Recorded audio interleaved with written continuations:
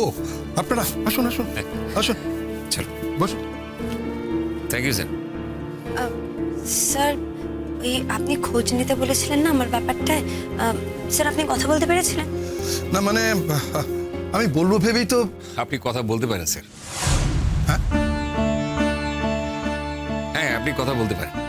না আমি ভেবেছিলাম ও আমাদের কলেজেই থাকুক, ভালো ছাত্রছাত্রীদের আমার হারাতে চাই না। আচ্ছা এই কলেজকে নিয়ে তোমার তো কোনো সমস্যা নেই আছে কি? স্যার আমার সমস্যাটা ব্যক্তিগত। আমার পক্ষে সত্যি শহরে থাকা সম্ভব হচ্ছে না। স্যার আমি তো আপনাকে আগে বলে এসেছিলাম এই ব্যাপারে। কিন্তু তখন তো ইমন, আমি বলছি, আমি স্যারকে বলেছিলাম যে একটা দিন সময় নেবার জন্য, তারপরে যা ডিসিশন নেবার উনি নেবেন। কিন্তু স্যার আমি ইমনের সঙ্গে কথা বলেছি, ওর পক্ষে সত্যি আর এই শহরে থাকা সম্ভব হচ্ছে না, ও জানিয়েছে। তার কতগুলো ভ্যালিড গ্রাউন্ডও আছে। আমি যদিও বলেছিলাম ওকে আমার বাড়িতে থেকে লেখাপড়া করতে, ও রাজি হচ্ছে না। যদিও আমি বলেছিলাম যে আলাদা একটা বাড়ি ভাড়া করে থেকে লেখাপড়া করতে, তাও রাজি হচ্ছে না। ওর ধারণা একই শহরে থাকলে ও যে সমস্যাটার মধ্যে আছে সেটা থেকেও বেরোতে পারবে না। তাই আমি ওকে আপনার কাছে নিয়ে এসেছি স্যার। আপনি ওকে একটু বোঝান স্যার। তাতেও যদিও না বোঝে তাহলে আপনি নর্থ বেঙ্গলের সঙ্গে কথা বলবেন, আর কি করা যাবে। ও যখন ধরেই নিয়েছে ওর জীবনটাকে ওই খাতে ওইভাবে বইয়ে দেবে, তখন তো সত্যি আমাদের আর কিছু করার থাকে না।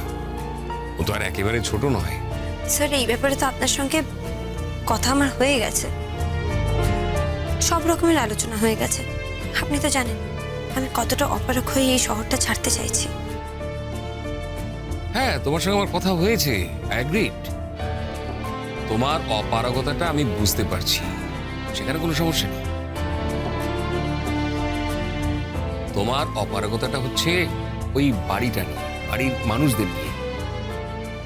কিন্তু বাড়িটা ছেড়ে দেওয়ার পর তো তোমার হ্যাংওভার থাকার কথা নয়। স্যার আপনি তো খুব ভালো করেই জানেন আমি যদি ওই বাড়ি ছেড়ে কলকাতায় কোনো একটা জায়গায় থাকি, তাহলে ওদের বাড়ির কেউ না কেউ ঠিক আমার সঙ্গে যোগাযোগ করবে, আমাকে ঠিক ফিরিয়ে নিয়ে যেতে চাইবে। আমি তখন ওদের মুখের ওপর না বলে ওদেরকে ফিরিয়ে দিতে পারবো না। আপনি তো জানেন আমি ওদের ব্যাপারে কতটা দুর্বল। আমি সত্যি ওদের আমার মন থেকে খুব ভালোবেসে ফেলেছি। ওরা যদি আমার কাছ থেকে কিছু চায় আমি না বলতে পারবো না, আর আমি তাই ওদের এই সুযোগটাই দিতে চাইছি না। তাই আমি এই শহর ছেড়ে পালিয়ে যেতে চাইছি।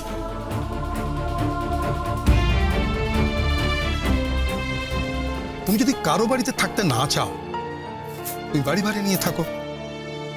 একা একটি মেয়ের পক্ষে বাড়ি ভাড়া পাওয়া অসুবিধে, সমস্যা আমরা জানি। এই ব্যাপারে আমরা অনেক সহায়তা করব। আমাকে একটু ভাবার সময় দিতে হবে। আমি ভানুর সঙ্গে কথা বলে তারপরে কোনো সিদ্ধান্ত নিতে পারবো।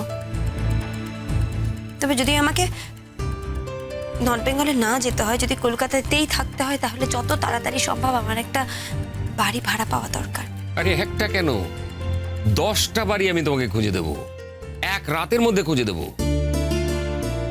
এমন হলে আমি তোমাকে আমার কোনো বন্ধুর ফ্ল্যাটেই ব্যবস্থা করে দেব থাকার। তবু আমি তোমাকে বলছি তুমি কলকাতা ছেড়ো না।